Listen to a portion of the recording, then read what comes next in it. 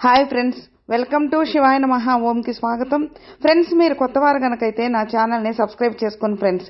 నేను పెట్టిన ప్రతి వీడియో మీకు నోటిఫికేషన్ వస్తుంది. అలాగే పక్కనున్న బెల్ ఐకాన్ నొక్కి లైక్ చేసుకోండి ఫ్రెండ్స్. ఇక మన వీడియోలోకి వెళ్దాం.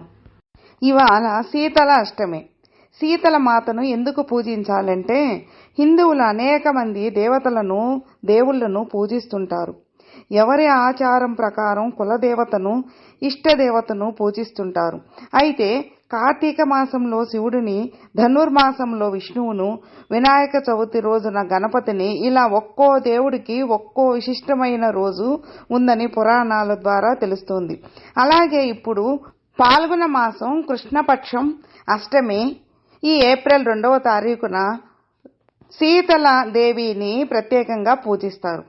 అసలు శీతలాదేవి అంటే ఎవరు, ఆమెని ఆ రోజు ఎందుకు పూజించాలో తెలుసుకున్నాం. హోలీ జరిగిన 8వ రోజున శీతల అష్టమి వస్తుంది. ఈ రోజు హిందువులకు అత్యంత ముఖ్యమైన రోజు. ఆరోగ్యం, శ్రేయస్సు కోసం శీతల మాతను పూజిస్తారు. శీతల అష్టమిని బసోదా పూజ అని కూడా పిలుస్తారు. గ్రామాల్లో శీతల మాత అంటే గ్రామ దేవత పోచమ్మగా పూజిస్తారు. ఈ అమ్మవారికి పెట్టే ప్రసాదం కూడా ప్రత్యేకంగా ఉంటుంది. శాస్త్రాల ప్రకారం శీతల మాతను ఆరాధించడం వల్ల అన్ని రకాల అనారోగ్యాల నుండి ప్రజలను కాపాడుతుందని నమ్ముతారు. ఈ పండుగను ప్రధానంగా ఉత్తరప్రదేశ్, రాజస్థాన్, గుజరాత్లో జరుపుకుంటారు. శీతల అష్టమి శుభ సమయం. శీతల అష్టమి తిథి ఏప్రిల్ 1వ తారీఖున రాత్రి 9:09 ప్రారంభమవుతుంది. ఏప్రిల్ 2వ తారీఖున రాత్రి 8:08 ముగిస్తుంది. శీతల అష్టమి పూజ ముహూర్తం ఏప్రిల్ 2వ తారీఖున ఉదయం 6:31 నుండి సాయంత్రం 6 గంటల వరకు చేస్తారు. శీతల అష్టమి పూజా విధానం. శీతల అష్టమి రోజున సూర్యోదయానికి ముందే పొద్దున్నే నిద్ర లేవాలి. గంగాజలం కలిపిన నీటితో స్నానం ఆచరించాలి. శుభ్రమైన దుస్తులు ధరించి ముందు రోజు తయారు చేసిన వంటకాలను అమ్మవారికి సమర్పించి పూజ చేయాలి. వేప చెట్టుకి నీరు సమర్పించాలి. శీతల మాతకు సమర్పించే నీటిని కొద్దిగా ఇంటికి తెచ్చుకుని వాటిని ఇంటి చుట్టూ చల్లుకోవాలి. ఇలా చేయడం వల్ల అమ్మవారు రక్షణగా ఉంటారని నమ్మకం. పూజా విధానం ఎలా అంటే అమ్మవారి ప్రతిమను కానీ, చిత్రపటాన్ని కానీ, పీటపై కానీ, బల్లపై కానీ, కొత్త వస్త్రంపై కొంచెం బియ్యం పోసి అమ్మవారి ప్రతిష్ఠించాలి. తరువాత ఆవాహన చేసి షోడశోపచారాలు చేసి ధూపం, దీపం, నైవేద్యం సమర్పించాలి. అందుకే సప్తమి రోజు శీతల అమ్మవారి పూజకు ఆహారం సిద్ధం చేసుకుని పెట్టుకుంటారు. అన్నం, రబ్రీ, పువా, హల్వా, రోటీ వంటివి తయారు చేస్తారు. ఈ తీపి వంటకాలు శీతల తల్లికి మరుసటి రోజు అంటే శీతల అష్టమి నాడు సమర్పిస్తారు. అమ్మవారికి ఇష్టమైన శ్లోకాలు చదువుతూ ఉపవాసం ఉండాలి. షుగర్ పేషెంట్లు, వృద్ధులు ఉపవాసం ఉండకపోవడమే మంచిది. ఉపవాస సమయంలో పండ్లు, పాలు తినవచ్చును. శీతల అష్టమి ప్రాముఖ్యత. పురాణాల ప్రకారం శీతలాదేవి వ్యాధుల నుండి, ముఖ్యంగా వేసవి తాపం వల్ల వచ్చే వ్యాధుల నుండి రక్షకురాలిగా పూజించబడుతుంది. ఈ రోజున ఆమెను పూజించడం వల్ల అనారోగ్యాలు దరిచేరవని, తమ ఆత్మీయులకు మంచి ఆరోగ్యం చేకూరుతుందని భక్తుల నమ్మకం. శీతల మాతను పూజించడం వల్ల చికెన్ పాక్స్, కంటి వ్యాధుల వంటి రోగాలు రాకుండా ఉంటాయని భక్తుల విశ్వాసం.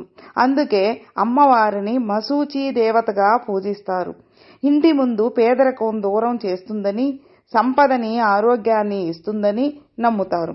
ముందు రోజున వండిన ప్రసాదమే. ఎందుకంటే శీతల అష్టమి రోజు శీతల మాతకు ముందు రోజు వండిన ఆహారాన్ని నైవేద్యంగా పెడతారు. ఇంట్లో తాజాగా ఆహారాన్ని తయారు చేయరు. ముందు రోజే వండిన ఆహారాన్ని మాత్రమే ప్రసాదంగా తింటారు. దీని వెనుక పౌరాణిక కథ కూడా ఉంది. స్కాంద పురాణం ప్రకారం బ్రహ్మదేవుడు విశ్వాన్ని ఆరోగ్యంగా ఉంచే బాధ్యతను శీతల మాతకు అప్పగించారు. అలా అంటువ్యాధుల నుంచి బయటపడేందుకు ప్రజలు శీతల మాతను పూజిస్తారు. అమ్మవారికి చద్దన్నం అంటే చాలా ఇష్టమని నమ్ముతారు. అందుకే ముందు రోజు వండిన ఆహారాన్ని ప్రసాదంగా సమర్పిస్తారు. అష్టమి రోజు ఇళ్లల్లో ఎవరూ పొయ్యి వెలిగించరు. ముందు రోజు వండిన ఆహారాన్ని మాత్రమే తీసుకోవడం ఆనవాయితీగా వస్తోంది. శీతలమాతకు చేతిలో చీపురు చాట అలా పెడతారు. శీతలమాత గ్రామ ప్రజలను రక్షించేందుకు ఊరి పొరిమేళ్లలో ఉండే శీతలాంబ లేదా పోచమ్మగా మారిపోతుంది. ఈ అమ్మవారి చేతిలో చీపురు చాట ఉంటాయి. గ్రామంలోని ప్రజలకు వ్యాధులు కలిగించే క్రిమి కీటకాలను, భూత ప్రేత పిశాచాలను గ్రామంలోకి రానివ్వకుండా చీపురుతో వాటిని చాటలోకి ఎత్తి పడేస్తుందని ప్రజలు నమ్ముతారు. శీతల మాత కథ. హిందూ శాస్త్రం ప్రకారం పోచమ్మ తల్లి చల్లదనాన్ని ప్రసాదిస్తుంది. శీతల మాతనే మశూచి దేవతగా కూడా పిలుస్తారు. శీతల దేవుని పూజించడం వల్ల మశూచి రాదని నమ్ముతారు. స్కాంద పురాణంలో శీతల మాతకు సంబంధించిన పౌరాణిక కథ కూడా ఉంది. శివుని సగరూపంగా శీతల మాతను పరిగణిస్తారు. పురాణాల ప్రకారం దేవలోకానికి చెందిన శీతలమాత భూమిపై విరాట్ రాజ రాజ్యంలో నివసించడానికి వచ్చింది. అయితే రాజు శీతలమాతను తన రాజ్యంలో ఉండటానికి అంగీకరించలేదు. దీంతో అమ్మవారికి కోపం వచ్చింది. దీని ప్రభావంతో అక్కడున్న ప్రజల శరీరం మీద ఎర్రటి మచ్చలు వచ్చాయి. వాటి వల్ల చర్మం మండిపోవడం ప్రారంభించింది. దీంతో విరాట్ రాజు తన తప్పు తెలుసుకుని అమ్మవారిని క్షమాపణలు కోరాడు. తల్లిని శాంతింపచేసేందుకు పచ్చిపాలు, చల్లని మజ్జిగ సమర్పించాడు. అప్పుడు అమ్మవారి కోపం చల్లారింది. అప్పటి నుంచి అమ్మవారికి చల్లని వంటకాలు పెట్టే సంప్రదాయం కొనసాగుతుంది. ఫ్రెండ్స్, విన్నారుగా.